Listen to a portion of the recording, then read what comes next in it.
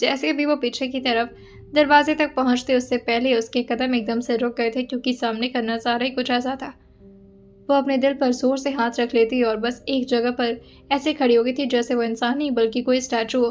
और उसको इस तरह घबराए और शांत खड़ा देख करके अनु भी खड़ी हो जाती है। उसकी आंखें बस एक जगह पर टिकी हुई थी और वो था दरवाजा। अनु जो बार बार उसको हिलाते हुए कहती है, समायरा, समायरा, समायरा तुम ठीक हो? समायरा जो धीरे से अपने मन में ही कहती है, ये वाकई राक्षस है क्या? हाँ, कहाँ से प्रकट हो गए?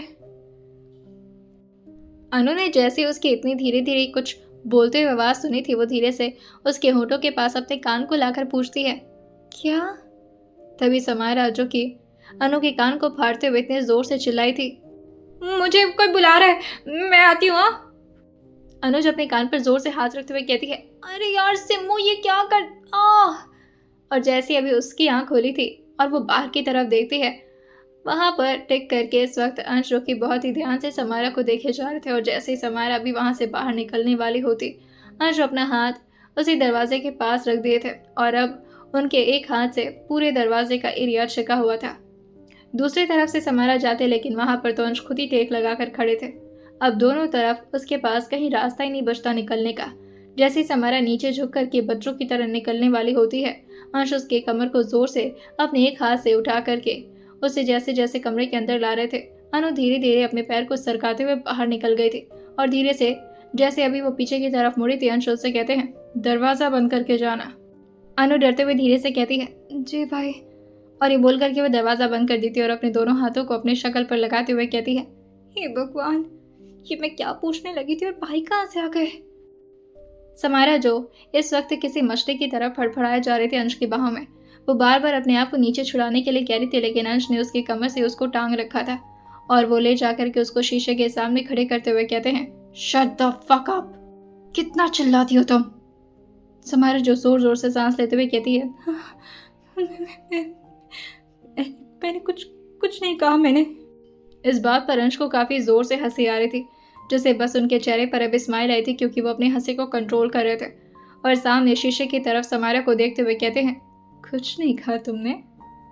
समायरा सुनते ही जोर से घबराते हुए कहती हैं, नहीं, मैंने कुछ नहीं। तभी अंश उसके कान के नीचे से आ रहे पसीने की एक बूंद को धीरे से अपनी उंगली से रब करते हुए कहते हैं, तो इतने पसीने क्यों आ रहे हैं तुम्हें? मौसम ठंडा है, ऊपर से एसी भी चल रही है और फिर भी पसीने हो रहे हैं। इसका मतलब कुछ तो गड़बड़ है। समायरा धीरे से अपने चेहरे को ना मिलाकर कहती है, कोई गड़बड़ नहीं है, कोई गड़बड़ नहीं है। वाकई समायरा के बदन से हर जगह जगह से अब पसीने बाहर निकलना शुरू हो गए थे, क्योंकि उसके अंदर इतनी ज़्यादा गर्मी बढ़ चुकी थी। बॉडी टेम्परेचर अलग लेवल पर बढ़ चुका था और उसके दिल की धड़कनें तो बस यूं थी कि वो कभी भी बाहर निकलने को तैयार थी। अंश उसके दिल पर जैसे अभी हाथ रखने वाले होते हैं, समायरा झटके से अपने दोनों हाथों को अपने सीने पर लगाकर कहती है, क्या कर रहे हैं? तभी अंश उसके कान के पास बहुत ही प्यार से आकर कहते हैं, वही जो एक पति को करना चाहिए, अपनी बीवी के धड़कन को कंट्रोल करने की कोशिश कर रहा हूँ, वरना जितनी तेज तुम सांसें ले रही हो ना, और जितनी तेज तुम्हारी धड़कनें चल रही हैं, फट जाएगा दिल तुम्हारा।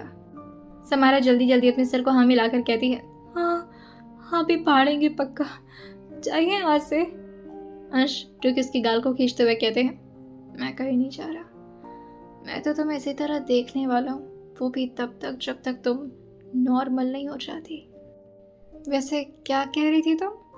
अच्छा लग रहा। समायरा जो जल्दी से अपनी शक्ल पर अपने हाथों को रखकर कहती है, मैंने ऐसा कुछ नहीं कहा। जैसे उसने अपने चेहरे को छुपाया था, अंश उसके हाथों को नीचे करके कहते हैं, मेरी आंखों में देखकर कहो। समायरा जो अब पूरी तरह से रोंदू जैसी शक्ल बना ली थी और धीरे धीरे अपनी नजरों को उठाकर जैसे वो अंश की तरफ देखती है, उसका दिल दोबारा से काफी तेज तेज धड़कना शुरू हो गया था।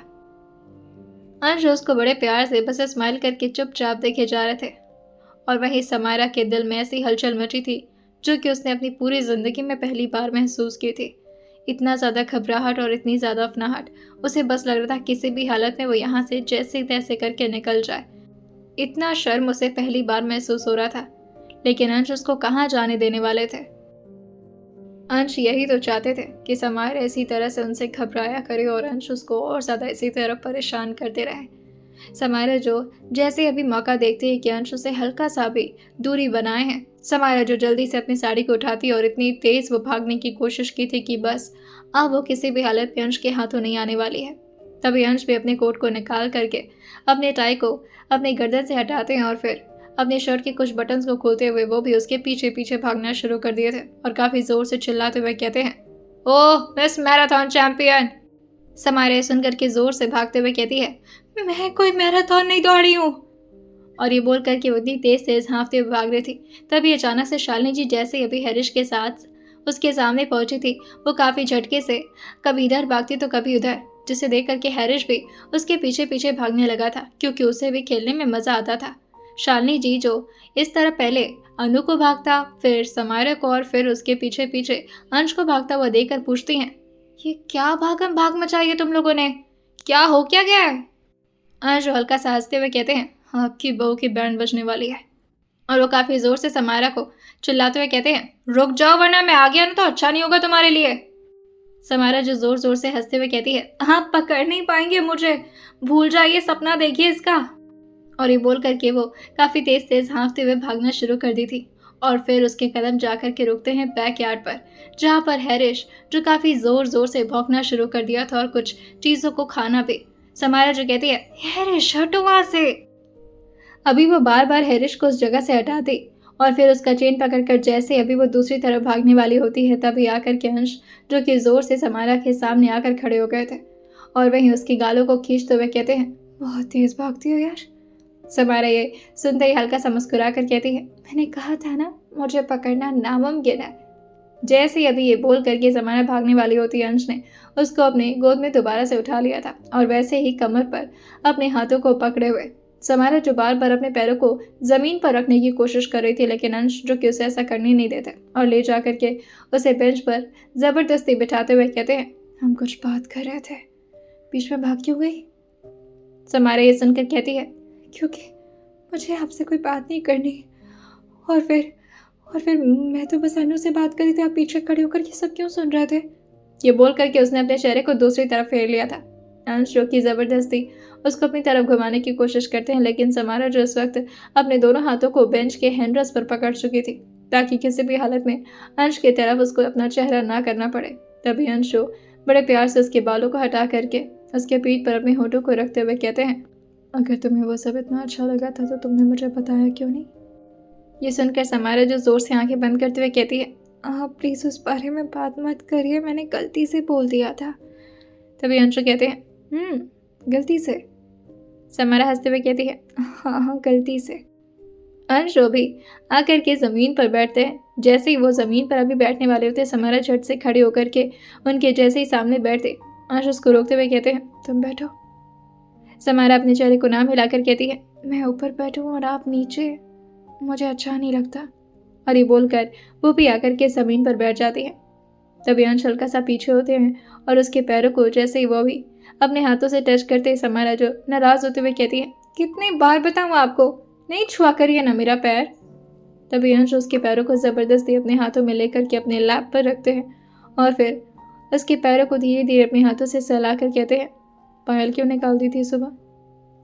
समायरा को थोड़ा अजीब लगा था कि आखिर अंश ने इतनी छोटी सी बात नोटिस कैसे कर ली। तभी अंश उसके एंकल पर धीरे से अपने फिंगर टिप को टच करते हुए कहते हैं, मुझे अच्छे से पता है और आवाज़ सुनाई देती है मुझे। अनफॉर्चुनेटली तुम्हारे जो पायल की छन है उसको नोटिस करने की आदत हो गई थी, दैट्स ऑल।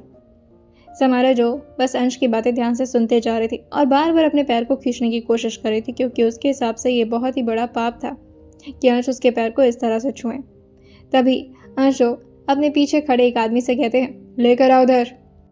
वो आदमी थोड़ी दूर पर खड़ा था। अंश के इशारे पर वो भागते हुए आता है और अंश के हाथ में एक बॉक्स थमा देता है जो कि काफ़ी खूबसूरत तरीके से रैप्ड था।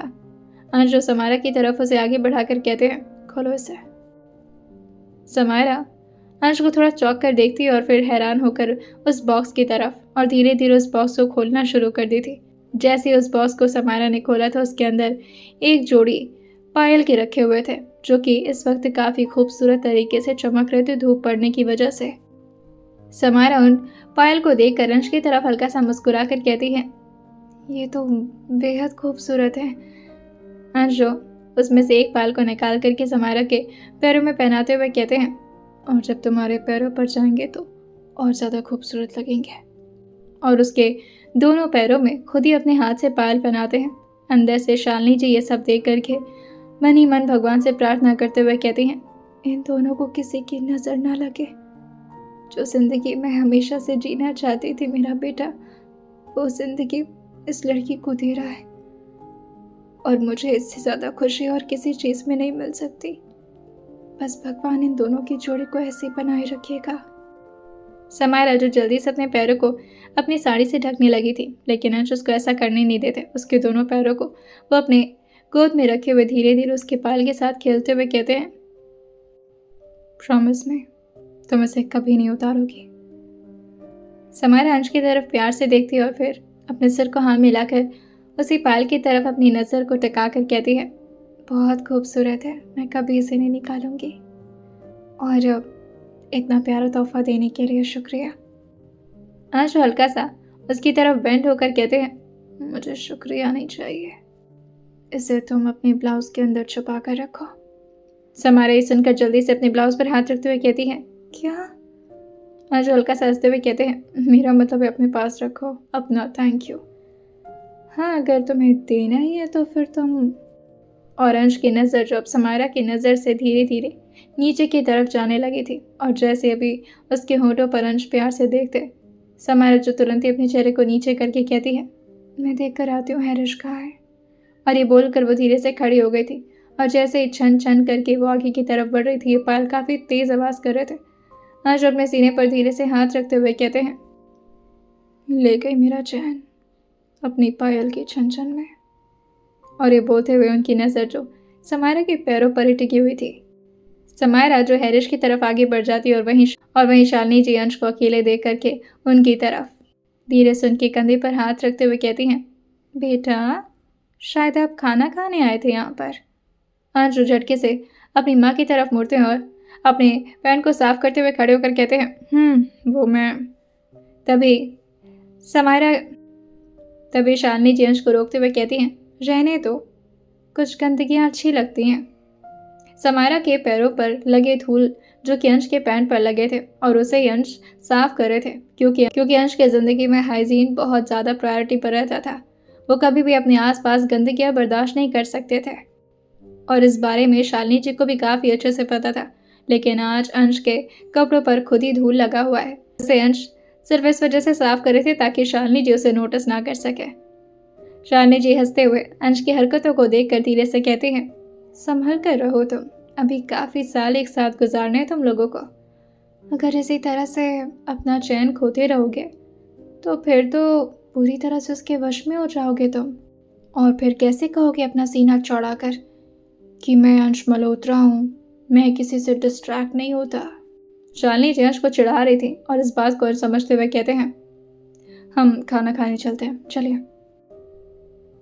जाते जाते भी एक बार वो समायरा की तरफ देखे थे और मुस्कुरा करके वहां से अंदर की तरफ जाने लगे थे। अंश का तो बिल्कुल दिल नहीं चाह रहा था कि वो दोबारा से ऑफिस में जाए, और इस बात को उन्होंने क्रिश को भी बता दिया था। क्रिश जो कि इस बात को सुन करके तो मन ही मन में बल्ले बल्ले कर रहा था, लेकिन इस बात का जिक्र उसने एक बार भी अंश से नहीं किया, और अंश को वो कैसे बता सकता था कि वो इस वक्त कितना ज़्यादा खुश हो चुका है। तभी जैसे अंश फ़ोन रखने वाले होते हैं, क्रिश जो चौधरी के उसी डील के बारे में बता रहा था कि किस तरह से वीरांशु जो कि मल्होत्रा मेंशन में आना चाह रहे हैं। अंशों के ग्रुप के बारे में पूरी तरीके से क्रिश ने अंश को बता दिया था, सिवाय एक चीज़ के कि वीरांशु का सरनेम क्या है, और इस वक्त अंश को भी इन सारी बातों को जानने में ज़्यादा इंटरेस्ट नहीं था। क्रिश जो कहते हैं, ठीक है, वैसे तुम उन लोग के साथ ही आना, और हाँ, अच्छी तरह से चेकिंग करवा लेना उन लोगों की, मैं किसी पर भी ट्रस्ट नहीं कर सकता। तो थोड़ा सीरियस होकर कहता है, ओके सर, मैं लोग के साथ ही आऊँगा, डोंट वरी। तभी अंश कहते हैं, डोंट वरी। जैसे ही कृष्ण ने अपनी बात को खुद ही गौर किया था, वो कहता है, सॉरी सर, वो मैं आदत है सबसे कहने की, मैं भूल गया था सर, मैं आपसे बात कर रहा हूँ, सो सॉरी। तभी अंश हल्का सा मुस्कुरा कर कहते हैं, वर्ड उनको होना चाहिए जो मेरे पास आ रहे हैं, मुझे नहीं। वहीं दूसरी तरफ से वीरांशु जो कि अपनी गाड़ी में बैठे हुए चौधरी से कहते हैं, मुझे समझ नहीं आ रहा है अपनी बेबी डॉल के लिए क्या क्या लेकर जाऊँ। उसे तो घर की चीज़ें बहुत ज़्यादा पसंद है, जैसे मौसी के हाथ की मठरियाँ, काजू कतली और चॉकलेट तो उसका हमेशा से फेवरेट था। मैं सोच रहा हूँ उसके लिए चॉकलेट केक लेकर जाऊँ। क्या बोलते हैं चौधरी जी? तभी विरांशु की तरफ घूम कर कहते हैं, आपको नहीं लग रहा कि आप कुछ ज़्यादा ही खुश हैं? अगर आप ऐसी शक्ल लेकर के उससे मिलने के लिए जाएंगे ना, तो उसका तो पता नहीं, लेकिन अंश ज़रूर आपको बाहर भगा देंगे। विरांशु जो काफ़ी गुस्से में आ जाते थे अंश का नाम सुनते ही, क्योंकि उस नाम से न जाने क्यों विरांशु को बहुत चिढ़ते, और वो जैसे अभी थोड़ा और आगे बढ़ते, अभी वो कुछ बोलने वाले होते, लेकिन तभी उनकी गाड़ी अचानक से जा कर के रुक गई थी, क्योंकि उनके ठीक सामने किसी और की गाड़ी आकर के खड़ी हो गई थी। गुस्से में पूछते हैं, क्या हुआ? ऐसे बीच रास्ते में गाड़ी क्यों रोक दी, वो भी इतनी अचानक से? घबरा करके विरांशु के नाराजगी को सुनते हुए कहता है, सर वो सामने अचानक से कोई गाड़ी आ गई, मैं हॉर्न बजाता हूँ सर, रुक जाइए। दूसरी तरफ से इस वक्त क्रिश जो कि आकर के उन लोग के विंडो पर बार बार हाथ टैप करने लगा था। इस वक्त ड्राइवर जैसे ही विंडो को नीचे की तरफ किए थे, क्रिश जो जल्दी से विरांशु की तरफ अपनी मुंडी को कार के अंदर घुसाते हुए कहता है, हे मैं नहीं बुलाया था आप लोग को, मल्होत्रा मैंशन में जा रहे हैं ना आप लोग? चौधरी जो इस वक्त आगे की तरफ बैठे हुए थे और वहीं विरांशु पीछे की तरफ। अभी विरांशु को जवाब देते क्रिश तो उन पहचान ही गया था, जिससे वो खुद ही दरवाजे को अंदर से अनलॉक करके आकर के उनके बगल में बैठते हुए कहता है, थोड़ा और उधर शिफ्ट होंगे क्या? क्रिश की इन सारी हरकतों को देखकर विरांशु को अंदर ही अंदर बहुत गुस्सा आ रहा था और वो काफ़ी ज़्यादा फ्रस्ट्रेट हो रहे थे। बार बार अपने चेहरे को वो विंडो की तरफ घुमा ले रहे थे। तभी क्रिश हल्का सा उनकी तरफ और खिसकते हुए कहता है, वैसे मैं आपको कभी देखा नहीं हो ठीक से, लेकिन अगर आप अंश सर से मिलने जा रहे होंगे तो आप ज़रूर उनको जानते होंगे। हाँ, विरांशु तो वैसे ही अंश के नाम से काफ़ी ज़्यादा गुस्सा कर रहे थे और ऊपर से बार बार क्रिश के यूँ अंश अंश करने पर वो फ्रस्ट्रेट होते हुए रियर व्यू मिरर की तरफ जैसे देखे थे, चौधरी जो अपनी आंखों को धीरे से बंद करते और अपने चेहरे को नाम में हिला दिए थे, जैसे वो उन्हें समझाने की कोशिश कर रहे हो कि कोई ज़रूरत नहीं है कुछ भी बोलने की, वरना मल्होत्रा मैंशन में जाना और बेबी डॉल से मिलना काफ़ी मुश्किल हो सकता है। विरांशु इस बात को समझते हुए ड्राइवर से कहते हैं, शॉप पर गाड़ी रोको। थोड़ी ही दूर पर अब वो शॉप आ गई थी जहाँ पर विरांशु को धरना था। क्रिश अभी भी अंदर चुपचाप बैठा हुआ था। चौधरी जो कि विरांशु के साथ ही आ जाते हैं। क्रिश काफ़ी बोर हो रहा था, जिसकी वजह से वो अपने फ़ोन को स्क्रॉल करने लगा था। स्क्रॉल करते करते उसके ठीक सामने इस वक्त एक प्यारी सी रोमांटिक रील आई थी, जिसे देख करके वो धीरे से अपने मन में कुछ गुनगुनाना शुरू कर दिया था और उसके दिमाग में सबसे पहला नाम वेदिका का आया था। उसका चेहरा और साथ ही अर्जुन की बातें, जिसे सोच करके वो काफ़ी गहरी सोच में जाते हुए ब्लश करने लगा था और अपने सारे फ्यूचर को भी प्लान कर चुका था। लेकिन फिर वो अपने होश में तब वापस आता है जब विरांशु और चौधरी दोबारा से गाड़ी में बैठ चुके थे और गाड़ी अब जाकर के मल्होत्रा मैंशन में रुकती है। क्रिश जल्दी जल्दी उतरते हुए कहता है, एक मिनट, गाड़ी अभी ऐसे अंदर नहीं जा सकती है, पहले आप लोग की अच्छे से चेकिंग होगी, उसके बाद ही आप लोग अंदर आ सकते हैं। बाहर उतरने के बाद विरांशु जो कि अपने कोट को खोल करके अपने हाथों को फैला कर कहते हैं, आओ ले लो। ये सुनते ही क्रिश हल्का पीछे होकर कहता है, इज्जतदार घर का हूँ, ऐसी वैसी चीज़ें नहीं लेता मैं। ये सुन करके विरांशु थोड़ा कंफ्यूज होकर कहते हैं, what do you mean by that? Chaudhary और ड्राइवर तो समझ गए थे, लेकिन विरांशु इन सारी बातों को नहीं समझ पाते थे। वो अपने हाथ में बैग लेकर के क्रिश को घूरते हुए कहते हैं, अगर हो गई हो तुम्हारी फॉर्मेलिटीज़ तो मैं अंदर जा सकता हूँ। क्रिश जो अपने पीछे पीछे विरांशु और चौधरी को आने का इशारा कर दिया था। विरांशु जो पीछे से ही काफ़ी कस करके अपनी मुट्ठी को बांधते हैं और उसके तरफ अभी जैसे ही आगे बढ़ाते तब तक क्रिश पीछे मुड़ गया था, जिससे विरांशु तुरंत इधर उधर देखना शुरू कर दिए थे और प्रिटेंड कर रहे थे कि जैसे उनकी नज़र तो क्रिश पर थी ही नहीं। क्रिश जो ड्राइवर से कहता है, उस मशीन को ले आने में मदद करो, और ये बोल करके उसने आसपास के कुछ गार्ड्स को भी ड्राइवर के साथ भेज दिया था।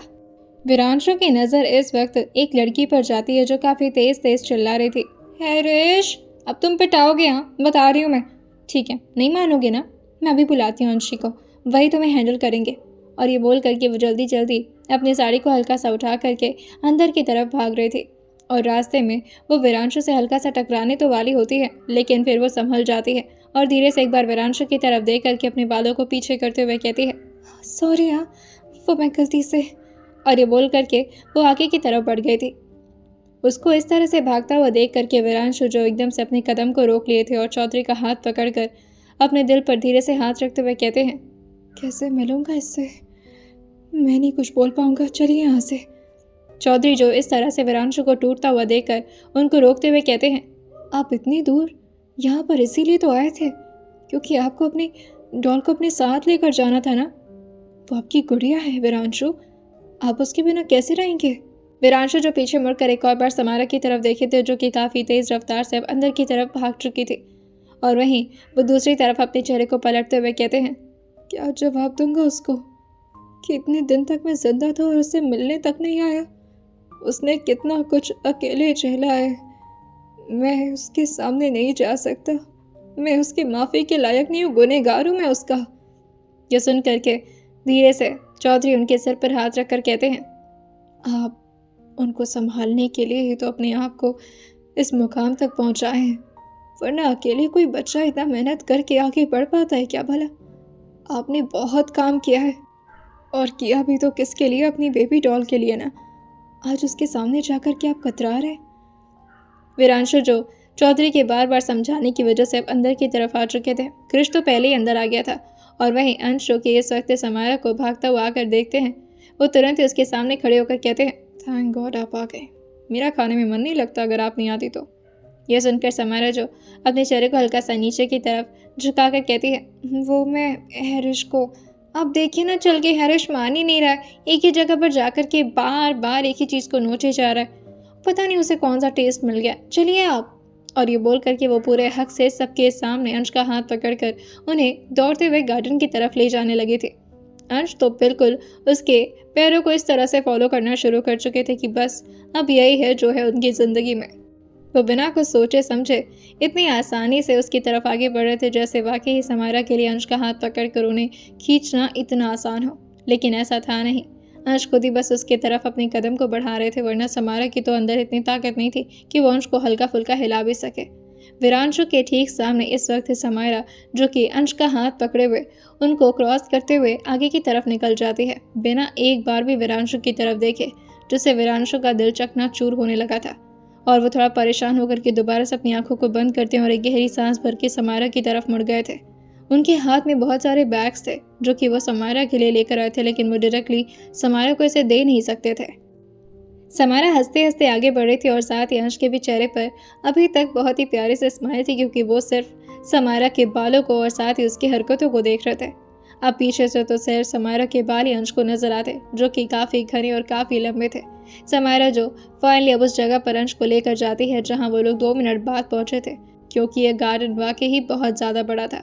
और समारा हाँफते हुए अंश को एक तरफ इशारा करके दिखाकर कहती है, देखिए वहाँ पर वो मेरी जान ले लेगा, मुझे बता रही हूँ मैं, देखिए वहाँ पर आपके प्यारे हैरिश साहब क्या चबा रहे हैं। तभी अंशु समारा को एक बार देखते और उसके हाँफते हुए चेहरे को देखकर धीरे से उसका नाक पकड़कर कहते हैं, बस इतना ही दौड़ना आता है तुम्हें? समारा उनको एकदम से शांत देकर कहती है, आपको हाँफना नहीं हो रहा? आपकी सांस नहीं फूल रही क्या? अंश उसको देखकर हल्का सा हंसते हुए क्या, तुम्हें क्यों लगा कि मैं तुम्हारी तरह वीक हूँ? हाँ मैडम। समारा ये देखकर अपनी कमर पर दोनों हाथ रखते हुए कहती है, तो मतलब आप जो अभी थोड़ी देर पहले कर रहे थे, हाँफते हुए आकर मेरे सामने बोले कि मैं कितना तेज भागती हूँ, वो सब झूठ था? मतलब मुझे झूठ में खुश कर रहे थे आप? अंश अपने सिर को देर से हाँ मिला करके हल्का सा झुकते और उसके सिर पर अपना हाथ रखते हुए कहते हैं, दिमाग मत लगाया करो तुम, दिमाग खत्म हो जाएगा तुम्हारा। अंशु समारा की तरफ से नज़र हटा करके हैरिश की तरफ देखते हैं और धीरे धीरे उसकी तरफ आगे बढ़ते हुए कहते हैं, हैरिश कम है। उनके बुलाने पर हैरिश ने एक बार मुड़कर उन्हें देखा तो था, लेकिन वो चाहकर भी उस जगह से हट नहीं पा रहा था और फिर वो थोड़ा सैड होकर के वहीं पर खड़ा हो जाता है। अंश को थोड़ा ये वियर्ड लगा था, क्योंकि चाहे हैरिश कितना भी दूर हो, अंश के एक आवाज़ लगाने पर वो काफ़ी दूर से उनके पास भागे भागे चला आता था, लेकिन यहाँ पर अंश के ठीक बगल में होने के बावजूद भी वो उस जगह से क्यों नहीं हट रहा है, ये देखने के लिए अंश भी आगे बढ़े थे और उसके चेन को पकड़ते हुए कहते हैं, चलो इधर से, this is not your place, come here. वो भी जैसे ही पीछे मुड़े थे तभी हैरिश जो काफ़ी तेज़ तेज़ भौंकना शुरू कर दिया था, और उसके भौंकने की आवाज़ सुन करके अंश उसकी तरफ मुड़कर काफ़ी गुस्से में कहते हैं, व्हाट आई सेड हैरिश, तुम्हें समझ में नहीं? लेकिन ये बोलते बोलते जैसे अभी उनकी नज़र जहाँ हैरिश का मुंह था वहाँ पड़ती है, वो थोड़ा हैरान रह गए थे कि आखिर ये कौन सी चीज़ है, क्योंकि उनके गार्डन की हमेशा सफाई होती थी। और वो धीरे से हैरिश का चेहरा उधर से हटाते और उसकी तरफ हल्का हल्का झुकने लगे थे, जो चीज़ वहाँ पर गिरी हुई थी। अंश जो कि जैसे उस चीज़ को पकड़ कर अभी खींचते, वो चीज़ अंदर तक गड़ी हुई थी, जिससे अंश को समझ नहीं आता कि आखिर ये हो क्या सकता है। वहीं दूसरी तरफ से बॉडीगार्ड जो कि अब मशीन को अंदर की तरफ ला रहे थे और गार्डन के कोने कोने में उसे चेक करना शुरू कर देते हैं। लेकिन तभी क्रिश को बुलाते हुए अंश जो काफ़ी ज़ोर से आवाज़ लगाकर कहते हैं, क्रिश, मशीन लेकर इधर आना। और वो तुरंत ही पीछे मुड़कर समारा से कहते हैं, तुम जाओ यहाँ से। लेकिन समारा थोड़ा घबरा कर कहती है, क्या हुआ, आप ऐसे क्यों? अंशु समारा को कहते हैं, मैंने कहा ना तुम जाओ यहाँ से। लेकिन समारा धीरे से अपना चेहरा ना मिलाकर कहती है, नहीं मैं नहीं जाऊँगी। आप यहाँ क्या कर रहे हैं? चलिए आप चलिए यहाँ से, ये अच्छी जगह नहीं है। अंशु समारा के पास आकर खड़े होकर कहते हैं, मैंने कुछ कहा ना तुमसे, जाओ यहाँ से। समारा जो रोते हुए कहती है, और आप क्या करेंगे? मुझे डर लग रहा है, आप प्लीज़ चलिए। ये बोल करके जैसे अभी अंश और गुस्सा हो पाते, तभी समारा जो जाकर के उनके सीने से लग गई थी, जिससे अंश जो अपने आप के गुस्से को ठंडा करते हुए धीरे से उसके सर पर अपना हाथ रखते हैं और फिर क्रिश से कहते हैं, रुक जाओ, इस मशीन को हम रात में यूज़ करेंगे, रखवा लो इसे। समारा के सामने वो कोई भी ऐसी हरकत नहीं करना चाह रहे थे जिससे समारा डर जाए, क्योंकि वैसे उसकी अब तक की ज़िंदगी में बहुत सारी डरावनी चीज़ें पहले हो चुकी थी। अंश और ज़्यादा उसकी ज़िंदगी को ट्रॉमा नहीं बना सकते थे। वो धीरे से उसके पीठ पर अपना हाथ हिलाते हुए कहते हैं, चलो अंदर, देखो कोई गेस्ट आया हमसे मिलने। समारा का हाथ पकड़कर वो बहुत ही रिलैक्स्ड वे में अंदर की तरफ तो आने लगे थे, लेकिन उनका ध्यान जो उसी तरफ अटका हुआ था और हैरिश भी लगातार उस चीज़ को देखता और फिर एक बार अंश को, और इसी तरह से वो चुपचाप वहीं आराम से बैठ गया था। क्रिश जो हैरिश को दूर से कहता है, ओह ले इधर आ, इधर आ। हैरिश जैसे ही अपने आप को इस तरह से बुलाता हुआ क्रिश को सुनता है, वो काफ़ी ज़ोर से क्रिश की तरफ भौंकते हुए उसी की तरफ दौड़ गया था।